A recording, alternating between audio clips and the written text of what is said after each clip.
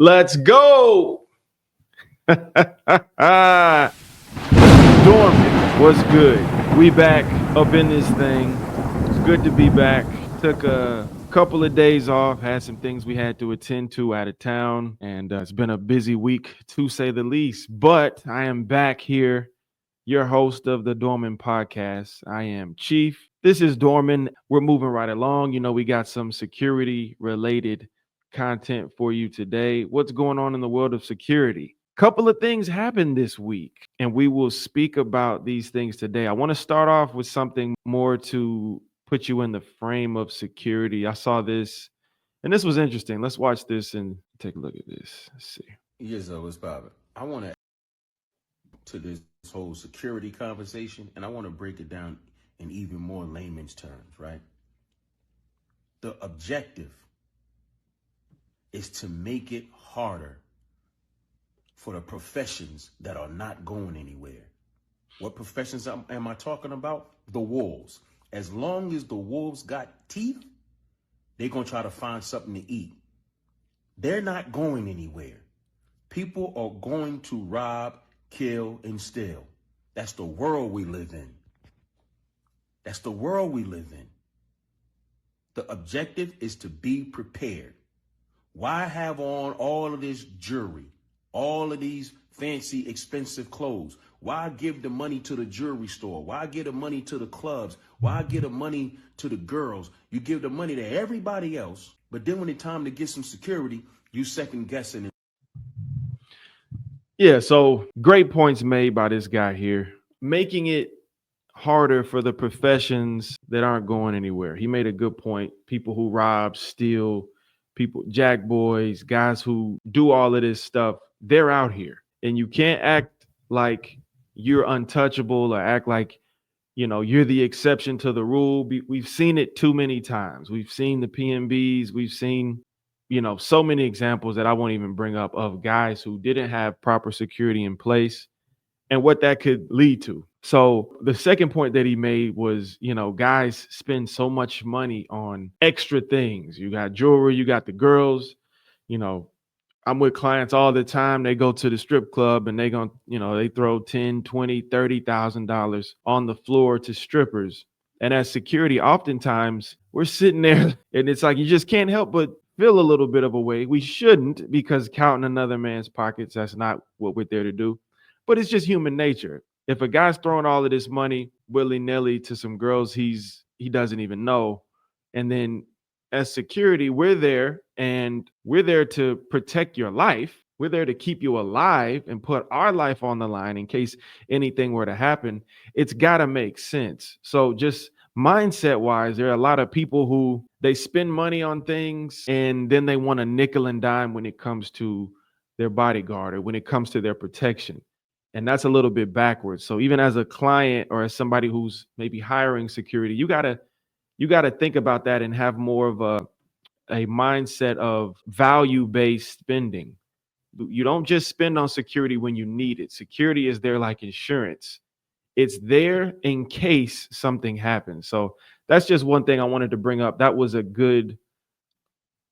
something good that got on. This was probably the biggest story that happened last week. I want to play this and break this down and look at this situation. This is a situation that happened with Floyd Mayweather, and he was in London. And apparently somebody said he got hands put on him. I didn't see a video where hands were put on him, but he was clearly threatened. People moved in on him, and he was in a compromising situation. Let's watch this situation and watch how security handled it. I mean, Mayweather just got punched up, bro.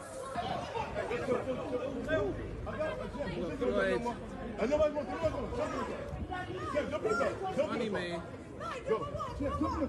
Get these motherfuckers. I got you.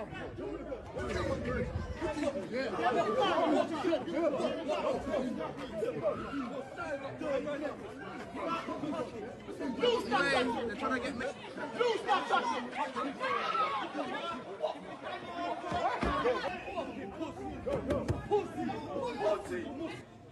Pussy. Boy.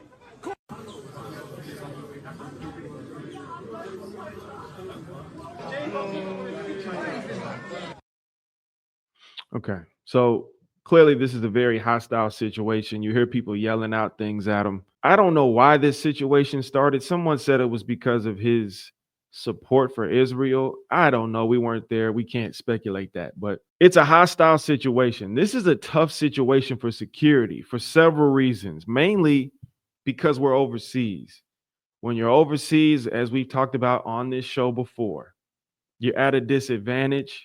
You don't have weapons. You typically have less people than you would have if you were in the States. Typically, a guy like Floyd should have as much as he has here. He's got the money to pay for as big a detail as he wants. But in other situations with other artists, you don't have as many people as you would have or as many resources. There's a language barrier overseas. There's many things to consider when you're overseas. Now, in this situation in particular, I see Floyd is out in the street. Maybe this is right after he left that store. There's a gang of people around, hostile. People are yelling at him, and it appears they're trying to get him in the car quickly, which is good. And you hear Floyd saying, like, get these guys off of me, get these guys from around me. He tells the security, get these guys. Yeah, he's kind of going back and forth with the security man, get these guys. And security's like, get in the car. This guy in the red hat, he doesn't look like he's a part of the entourage, so he's way too close to Floyd right here. And you heard when the video first started, the guy said somebody slapped up Floyd. So if things have already gotten physical, I mean, this is a nightmare for a security team to deal with. Here, the guy in the hoodie kind of wraps Floyd up and pushes him, forces him into the car. And this is something that you want to take notes of when you're in a situation. Sometimes the pride of a client may get involved and he may not want to run. He may not want to retreat and be seen a certain way. And his pride will end up getting him in trouble, especially if you're dealing with a group type situation, a mob type situation. It's hard to protect someone when there are attackers and potential threats coming at every angle. So this guard right here did a good job.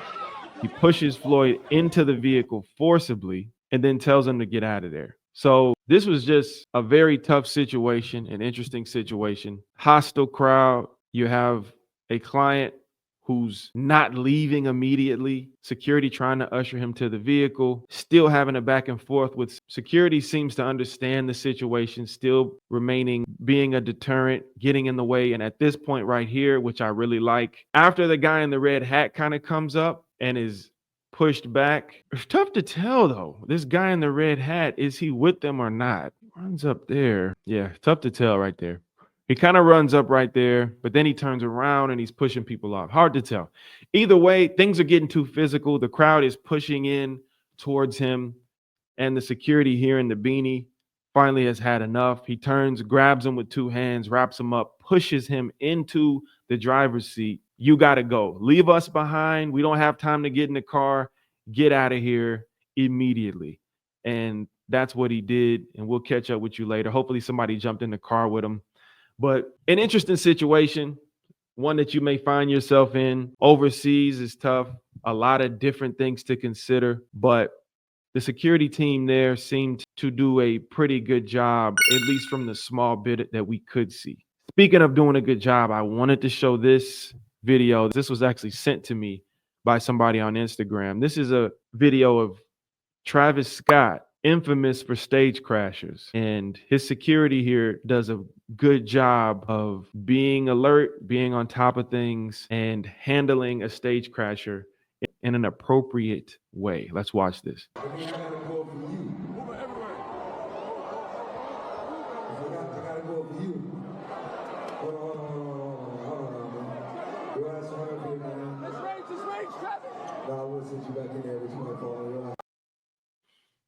Yeah. So good job by this guy. He anticipates the guy crashing the stage. The guy tried to grab Travis. He was already on the move right here. Immediately when the guy started moving, security was already on the move. That's awareness. That's how locked in you have to be when you're in these situations guarding somebody on the stage. This stage in particular is extremely small. The crowd is right up close. So this is just asking for somebody to jump on stage. So he did a good job here. Anticipation. These are things you can't teach. You got to just have it. He grabs him again, doesn't do too much with him, picks him up, brings him to the edge, doesn't just throw him into the crowd, pushes him and places him off stage. As we talked about, once it's happened, you don't want to compound a bad thing with another bad thing. So somebody's already crashed the stage. You don't want to roughhouse them and throw them into the crowd or slam them on the table. It's unnecessary. Get them off, usher him out, put him to the side. He says, hey, chill. Very well handled by that guy. I wanted to give him some credit. That was well handled in that situation. We're almost out of time. I want to do a very quick 3, 2, 1. Don't be that guy. This is a quick one here. This was sent to me as well. I thought this was funny. Let's watch this.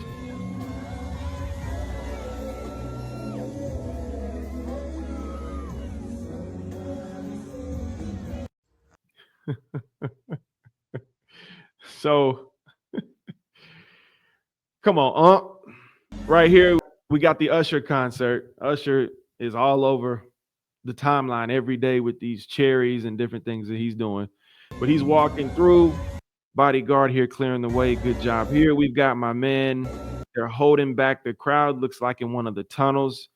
My guy right here in the gray, he can't help himself. A couple of the girls walk by. The girl right here with the cherries walks by. Unc tried his best to fight it. He tried his best. He let her get by. Them eyes betray him. Look at this face. He said, got to be more careful. With the mouth open and everything. Don't be that guy. Guys, understand when you're doing security, we are constantly under surveillance. There's constantly a camera in our direction. Don't get caught looking. Don't get caught watching like this guard did. Unc, you got to have more self-control than that, especially when you're in a public place. That is funny, but that is also my time. Guys, I appreciate y'all tuning in. I'm Chief. This has been Doormen, episode 11. It's a thing now. I'll catch y'all next time. Peace.